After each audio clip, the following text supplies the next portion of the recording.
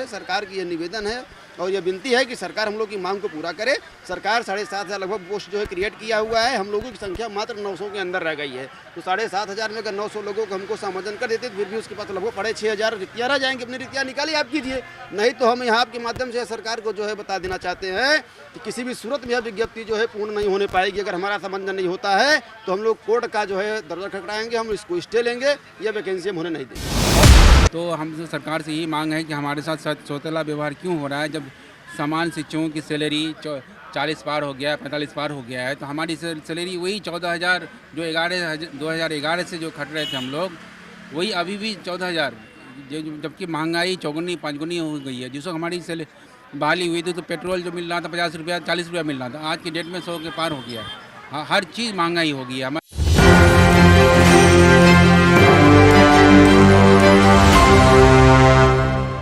नमस्कार, मैं नंदन, आप देख रहे हैं न्यूज़ 24। आप देखिए गर्दनीबाग धरना स्थल पर 43 दिन हो चुके हैं, लेकिन विशेष शिक्षकों द्वारा धरना अभी भी चल रहा है, अभी भी जारी है। आप देखिए यहाँ पर जितने भी विशेष शिक्षक आपको दिख रहे हैं, ये आप समझिए कि पिछले 43 दिन से यानी पिछले साल से लगातार यहाँ पर आ रहे हैं, लेकिन निराशा हाथ में लेकर जा रहे हैं। क्या कहेंगे, 43 दिन हो चुके हैं। जी, हम लोग की मांगें अभी तक मानी नहीं गई हैं। जब तक मानी नहीं जाएंगी तब तक जो है हम लोग इसी तरह से बैठे रहेंगे। अच्छा, इसी धरना स्थल पर 15 सूत्री मांग 20 सूत्री मांग लेकर जो आते थे, उनकी धरना स्थल कामयाब हो जाती थी, यानी कि 5 से 6 दिन में उन्हें उनका हक दे दिया जाता था। लेकिन आप लोग 43 दिन से, वो भी एक मांग को लेकर, फिर भी ऐसा। सबसे पहले तो हम आप मीडिया बंधुओं का हृदय से जो है आभार और सब धन्यवाद देते हैं कि आप लोगों के माध्यम से हमारी आवाज़ें जो है सरकार तक पहुंच रही हैं।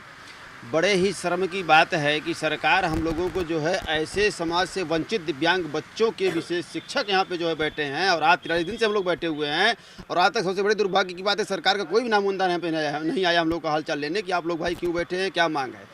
अभी हम लोग की मांग सिर्फ सामंजन की है, हम लोग सिर्फ और सामंजन चाहते हैं, सिर्फ सामंजन ही लेंगे, बिना सामंजन हम लोग नहीं जाएंगे। अभी तक तो हम लोग जो है एज ए शिक्षक हम लोग एज ए शिष्टाचार से जो है धरना प्रदर्शन कर रहे हैं, लेकिन जरूरत पड़ी तो हम लोग जो है हिंसा का भी रूप अपनाएंगे। इसलिए कि सरकार बहुत ही जो है ये दुर्भाग्य का विषय है कि सरकार करीब हम 2 लाख रोजगार दे रहे हैं, हम ये बीपीएससी से टीचरों की बहाली कर रहे हैं।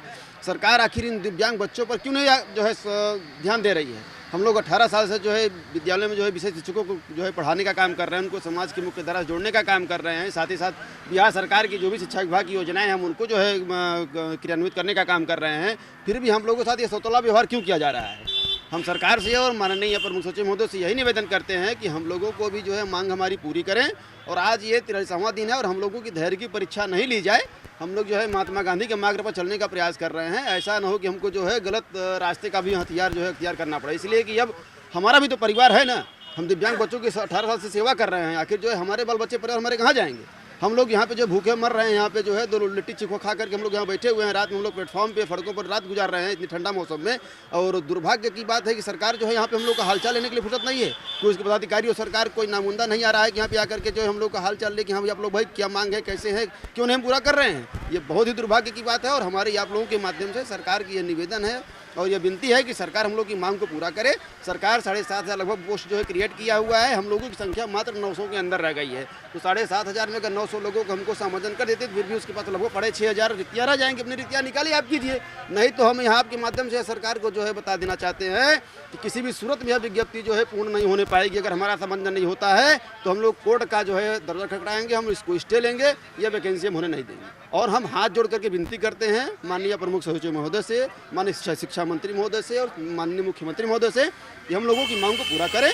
और हम लोग विगत 43 दिनों से बैठे हुए हैं, हम लोग एक परिवार जो है हम लोग का भी इंतजार कर रहा है। हम लोग परिवार को छोड़ करके, और सबसे कष्ट हम लोग को इस बात का, हम लोग दिव्यांग बच्चे हमारे जो है एजुकेशन से जो है दूर हो गए हैं। जो हम लोगों ने इतने दिन से उनके साथ मेहनत किया है, वो अभी सरकार के गलत रवैये से ये जो है उन बच्चों के साथ धोखा हो रहा है, जो कि हम लोग को अच्छा नहीं लग रहा है कि हम लोग मजबूर हैं कि हम लोग अब क्या करें भाई। हम तो सरकार के ही पास आएंगे ना, हमारे गार्जियन सरकार ही न है। हमारी मांग अगर पूरी नहीं होगी तो हम लोग जो है अब जो है हिंसा का भी रूप धारण करेंगे। इसके लिए जवाबदेही पूरी सरकार की होगी। 43 दिन हो चुके हैं, इन्होंने कहा कि हम हिंसक रूप भी अपनाएंगे, तो किस हद तक सही है? क्योंकि 43 दिन से आप लोग शांतिपूर्ण हड़ताल कर रहे हैं, अंजाम क्या निकला वो हम लोग के सामने भी दिख ही रहा है। हम लोग की कोशिश अभी तक जारी है, देखिए कोशिश कब तक रंग लाती है। सरकार ने जब भी हमें जो भी आदेश दिया है हमने उसका पालन किया है अच्छी तरह से। हर तरह का हम लोगों ने कोशिश किया कि अच्छे से उसको पालन किया है, लेकिन अभी तक सरकार हम लोग की सुन नहीं रही है।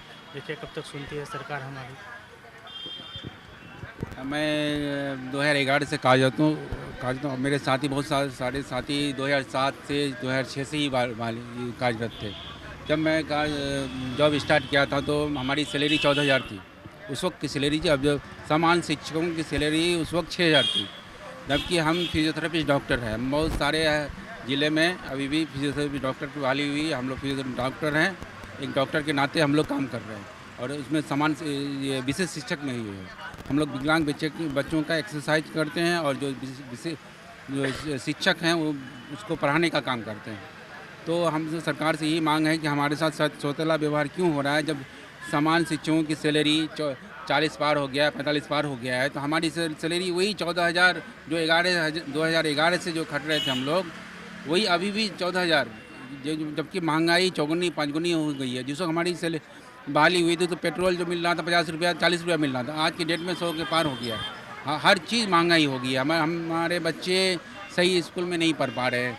और भी जो हमारे साथ हैं, हम अपने बच्चे अपने परिवार का भरण पोषण कैसे कर सकते हैं। हम लोग तो बहुत दिल्ली से कहीं से डिग्री हासिल करके शिक्षा विभाग में ज्वाइन किया था, इसलिए ज्वाइन किया था कि हमारी भी भविष्य हो, क्योंकि हम भी तो चाहते तो किसी हॉस्पिटल में नौकरी कर सकते थे, लेकिन नौकरी नहीं करे तो हम सोचे कि विकलांग बच्चे का सेवा करेंगे तो हमको ज़्यादा पुण्य का काम मिलेगा। पुण्य के काम के साथ साथ हम लोग की भी हो जाएगी, परिवार का पोषण होगा, हम लोग का फ्यूचर होगा, हमारे बच्चे भी पढ़ लेंगे। लेकिन सरकार हमारी सैलरी इतनी कम दे रही है कि हम ना बच्चे का ना फ्यूचर बना सकते हैं ना अपना फ्यूचर बना सकते हैं।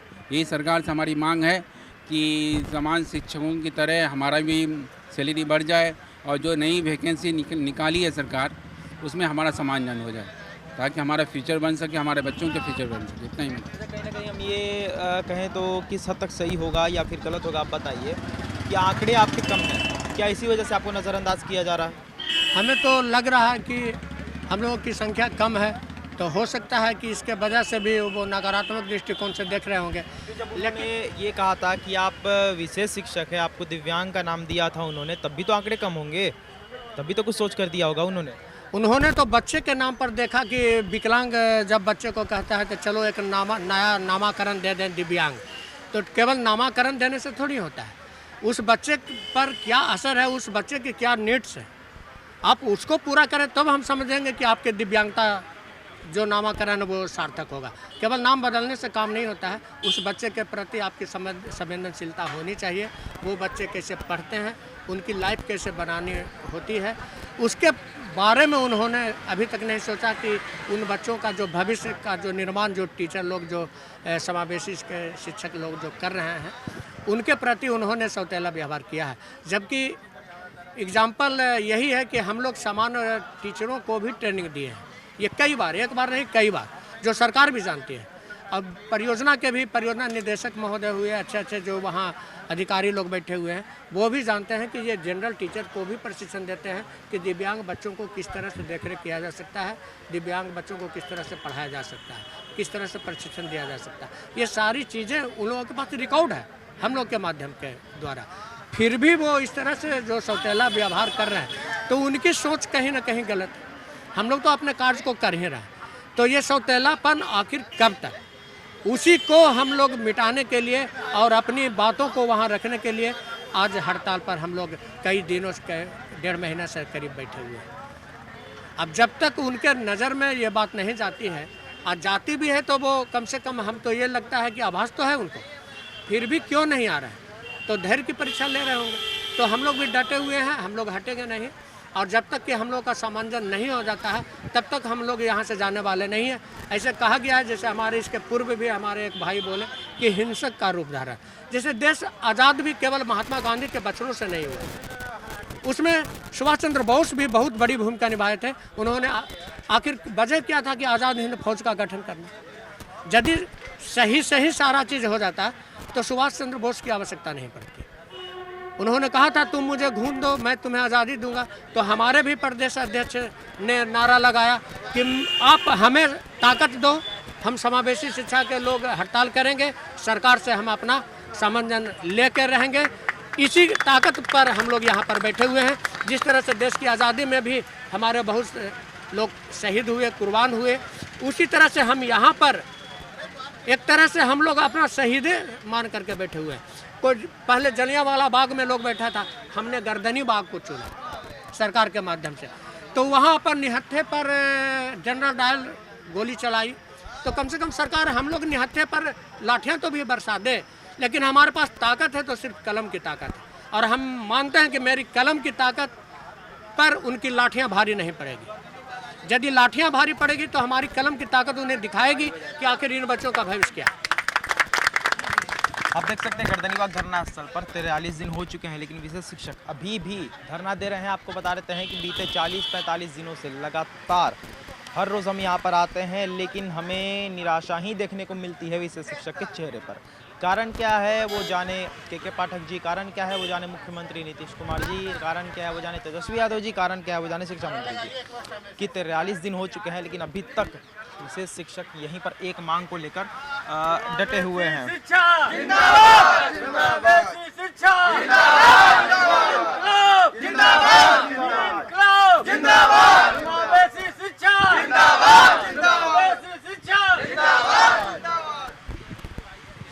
तो ये थी आज की रिपोर्ट। बाकी ऐसे और तमाम खबरों के लिए हमारे साथ बने रहें, देखते रहें न्यूज़ 24। मैंने राहुल के साथ, धन्यवाद।